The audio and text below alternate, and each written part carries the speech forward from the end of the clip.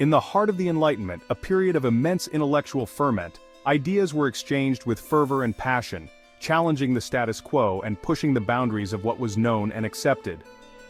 Jean-Jacques Rousseau emerged as a fervent critic of societal norms and a passionate advocate for a radical new approach to education. His voice was a clarion call for change, echoing through the halls of academia and beyond. His groundbreaking work, Émile, or On Education, published in 1762, sent shockwaves through the intellectual landscape of Europe, challenging the very foundations of traditional pedagogy. It was a manifesto that questioned the very essence of how children should be taught and raised. Rousseau's central argument was simple yet profound. Education should be guided by the natural principles of human development, not by the artificial constraints of society. He believed that nature was the best teacher, and that children should be allowed to explore and learn at their own pace. His ideas were nothing short of revolutionary. They challenged the rigid authoritarian structures of traditional education and proposed a more flexible, child-centered approach. He dared to suggest that children were not merely miniature adults to be molded into conformity, but rather unique individuals with their own innate goodness and potential. This was a radical departure from the prevailing view that children were inherently flawed and needed to be disciplined into submission. He believed that the true aim of education was not to fill young minds with facts and figures, but to cultivate their natural curiosity, foster their love of learning, and nurture their capacity for independent thought and moral judgment. This holistic approach to education was revolutionary in its emphasis on the whole child, rather than just their intellectual development. This radical departure from the prevailing educational practices of his time marked a turning point in the history of education, paving the way for a more child-centered approach that continues to resonate with educators today. The echoes of Rousseau's ideas can be seen in modern educational practices that prioritize student engagement, creativity, and critical thinking. Rousseau's Émile is more than just a treatise on education. It is a compelling narrative that follows the fictional life of a young boy named Émile as he is raised according to Rousseau's principles of natural education. Through Émile's experiences, Rousseau vividly illustrates his educational philosophy in action. Through Émile's journey, Rousseau illustrates the different stages of child development and outlines the specific educational approaches that are most appropriate for each stage. This developmental approach was groundbreaking in its recognition of the evolving needs and capacities of children as they grow. This emphasis on the evolving needs and capacities of the child stands in stark contrast to the one-size-fits-all approach of traditional education, which often failed to recognize the unique characteristics of individual learners. Rousseau's vision was one of personalized education, tailored to the needs and interests of each child. Rousseau's ideas were met with a mixture of admiration and outrage. His radical proposals sparked heated debates among intellectuals, educators, and policymakers, challenging them to rethink their assumptions about education and childhood.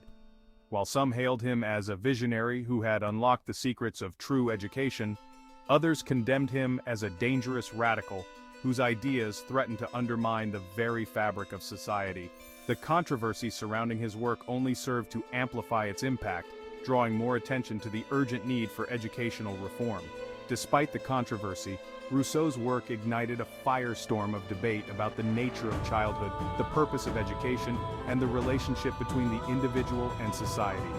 These debates laid the groundwork for future educational reforms and innovations.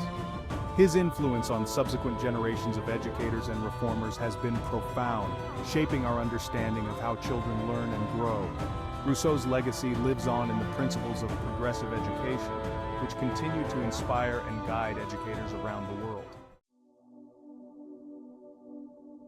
At the heart of Rousseau's philosophy lies the concept of the noble savage, an idealized image of humanity in its pristine state, untouched by the corrupting influences of civilization.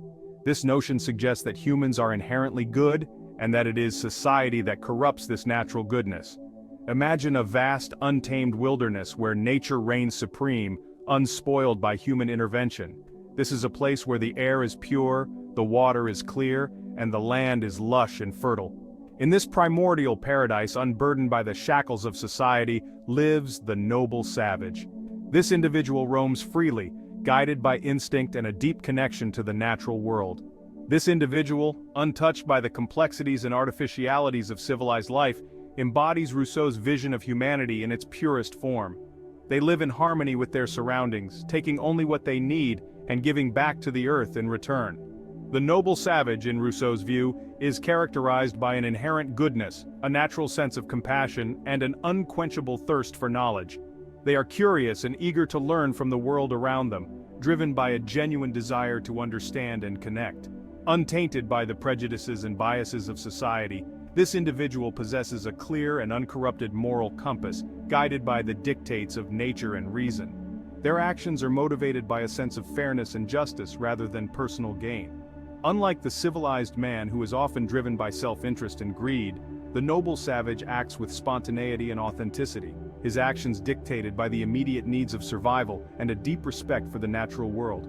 They live a life of simplicity and contentment, finding joy in the small, everyday moments. However, Rousseau's concept of the noble savage is not without its critics. Some argue that it is an overly romanticized view of human nature, one that overlooks the complexities and challenges of living in a state of nature. Some argue that it romanticizes a past that never existed, ignoring the harsh realities of life in a state of nature. They point out that survival in the wild can be brutal and unforgiving, with dangers lurking at every turn. They point to the potential for violence and conflict in the absence of societal structures and laws. Without the rules and regulations of society, they argue, humans are just as likely to fall into chaos and disorder. Others criticize Rousseau's depiction of indigenous cultures as naive and simplistic, failing to acknowledge the complexities of their social structures, belief systems, and interactions with the environment. They argue that these cultures are far more sophisticated and nuanced than Rousseau's idealized vision suggests. Despite these criticisms, the concept of the noble savage remains a powerful and enduring one. It challenges us to reconsider our assumptions about human nature and the impact of society on our lives. It serves as a reminder of the inherent goodness that Rousseau believed resided within all human beings, and the corrupting influence that society can have on our natural inclinations. It encourages us to look within ourselves and reconnect with our true nature. It is a call to reconnect with our innate sense of wonder and curiosity, to approach the world with a sense of childlike awe and an openness to new experiences, much like Emile does in his natural education. By doing so, we can rediscover the beauty and simplicity of life and find a deeper sense of fulfillment and purpose. Rousseau's admiration for the noble savage stands in stark contrast to his dim view of civilization, which he saw as a corrupting force that had led humanity astray from its natural state of goodness and simplicity. He believed that in the state of nature, humans were free, equal, and lived in harmony with their surroundings. However, as societies developed, they became more complex and hierarchical, leading to inequality and moral decay. He argued that the progress of civilization, with its emphasis on material wealth, social status, and intellectual sophistication, had come at a heavy price: the loss of our natural innocence, authenticity, and freedom. The relentless pursuit of progress and modernity, according to Rousseau, has distanced us from our true selves and the simple joys of life.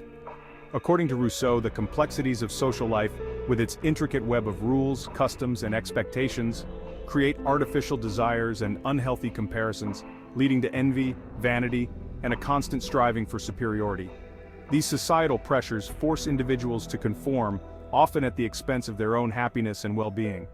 The pursuit of wealth and status becomes an all-consuming obsession, alienating individuals from their true selves and from each other. This relentless chase for material success often leaves people feeling empty and disconnected, both from their inner selves and from the community around them. In this way, civilization, far from perfecting human nature, actually corrupts it, transforming the noble savage into a self-serving and discontented being. The simplicity and purity of the natural state are replaced by the complexities and corruptions of modern life. This degeneration is particularly evident, in Rousseau's view, in the realm of education. He believed that the rigid structures of traditional education stifle creativity and individuality, turning children into mere cogs in the societal machine. Traditional education, he argued, focuses on molding children into obedient citizens who conform to societal expectations rather than nurturing their natural curiosity and love of learning. This system prioritizes rote learning and discipline over critical thinking and personal growth. Children are taught to value appearances over substance, to prioritize social advancement over personal fulfillment, and to suppress their natural instincts in favor of artificial manners and decorum. This, Rousseau believed, leads to a loss of individuality and a disconnection from one's true self. Rousseau's critique of civilization is a sobering reminder of the potential downsides of progress and the importance of preserving our connection to nature and our own innate goodness. His ideas challenge us to reflect on the true cost of modernity and to seek a balance between progress and the preservation of our natural state. His work serves as a powerful indictment of the excesses of his time and continues to resonate with those who question the values and priorities of modern society. Rousseau's philosophy invites us to reconsider what it means to live a good life and to find ways to reconnect with our natural selves in an increasingly complex world. Rousseau's critique of civilization extended to the very heart of 18th century society, its education system. He viewed the prevailing educational practices of his time as deeply flawed, arguing that they stifled children's natural curiosity, undermined their physical and mental well-being, and ultimately failed to prepare them for a meaningful life. Imagine dimly lit classrooms, cramped and suffocating. Children, their faces pale and drawn, sit rigidly at their desks, their eyes fixed on their books. The air hangs heavy with the drone of rote memorization, the only sound the scratching of quills on parchment. This was the reality of education in Rousseau's time, a system he believed was more concerned with producing obedient citizens than nurturing well-rounded individuals.